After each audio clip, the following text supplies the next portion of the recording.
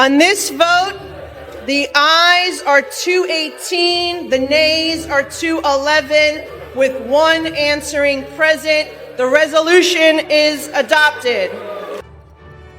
On this vote, the yeas are 214 and the nays are 213.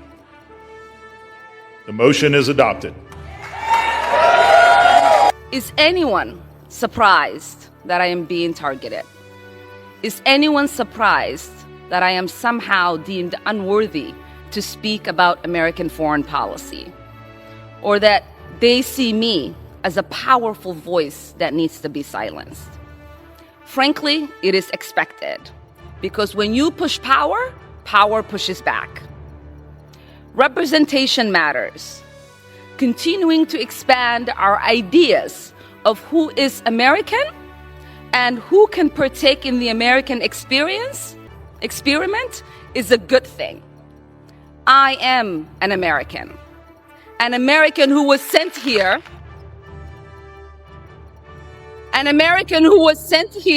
by her constituents to represent them in Congress. Did you hear that? Once again, the familiar narrative takes center stage, with claims of being targeted and misunderstood. Welcome back, everyone. Today, we're looking at a heated moment involving Ilhan Omar and the ongoing debate surrounding her role in Congress. Over the years, critics have argued that when her statements are challenged, the conversation often shifts toward personal identity or broader political themes rather than the original issue. This video highlights a sharp contrast in perspectives. On one side, representatives like Nicole Malliotakis and Lisa McClain emphasize what they see as the importance of constitutional standards and accountability in public office. They argue that serving in positions related to foreign policy requires careful judgment and responsibility. On the other side, Ilhan Omar defends her record and her right to express her views, framing some of the criticism as politically motivated. The exchange raises a larger question. Where should the line be drawn between holding elected officials accountable for their statements and respecting diverse perspectives in a democratic system? Stay with me as we watch the full clip and then break down what this moment could mean in the broader political conversation. Thank you, Mr. Speaker. And to use that logic, well, then all those people should have just said sorry and we'd move on, right? But no, we don't do that. And let me tell you, I take a little bit of offense to what the hell is wrong with me. I'll tell you, there's nothing wrong with me. I took an oath to defend the Constitution, and that's exactly what I'm going to do. Again, I'm not going to apologize for it. I'm going to hold the Constitution, and it's very simple. We really shouldn't even have this debate. If you break the law and you follow due process, there are consequences to your actions, even if you say sorry. So we can try all of the diversion tactics that we would like. It doesn't change the fact that someone broke the law and that someone should be held accountable. It is disappointing, Mr. Speaker, that their own party can't hold them accountable, that they have such hypocrisy.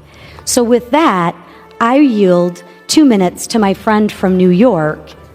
Thank you, Mr. Speaker. We've heard from my colleagues the reasons why the Representative Omar should be removed from this committee, but I feel like all the reasons have not just yet been stated, which is why I rise to add for the record.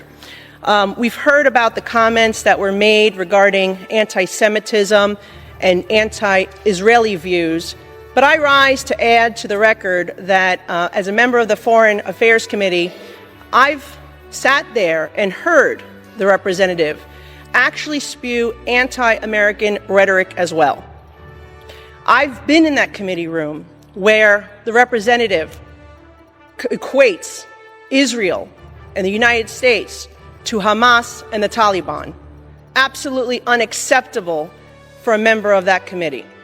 I've also heard the representative equate that it is the United States' fault that there is turmoil in Venezuela, that is not because of the oppressive socialist and communism that has spread throughout Central and South America, in Venezuela at the hands of the Maduro and Hugo Chavez regimes. That is unacceptable. And as a New York representative, to hear the representative belittle, to try to diminish the worst terrorist attack on United States soil on September 11, 2001, as some people did something, that is unacceptable as well. And I hold the same standard for this side of the aisle that I do the other, because when another colleague on my side said something about 9/11, I also voted to have her removed from the Education Committee because I thought that was inappropriate. So I'm being consistent here, and I hope my colleagues will do the same to show that this is about consistency and accountability, because we should not have an individual with those views on the committee that is tasked with representing our country and our Congress to foreign nations. I yield back. Now that we've seen the full exchange, let's take a closer look at the key points being discussed. Ilhan Omar referenced her personal background and experiences, which she has often used to explain her perspective on political issues. While many people respect individual journeys, critics argue that public statements made by elected officials should be evaluated based on their content and impact, especially when those statements relate to foreign policy or national security. Nicole Malliotakis focused on the responsibilities that come with serving on committees dealing with international relations.